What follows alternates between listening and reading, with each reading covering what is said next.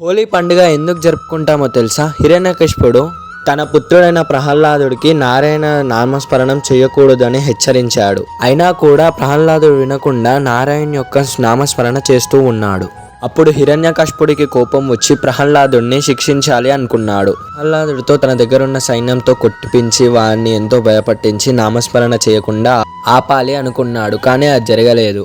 చివరికి హిరణ్యకశిపుడికి తన కొడుకుని చంపేయాలి అనిపించింది. అప్పుడే తన చెల్లి అయిన హోలిక, అన్నయ్య నేను అగ్నిలో మరణించలేను అనే వరం ఒకటి నాకుంది, కాబట్టి నేను ప్రహ్లాదుని తీసుకొని ఆ ఒక్క అగ్నిలో కూర్చుంటాను, కాబట్టి ప్రహ్లాదుడు మరణిస్తాడు, కాలేను కథ అని ప్రహ్లాదుని తీసుకొని అగ్నిలో కూర్చుంటుంది.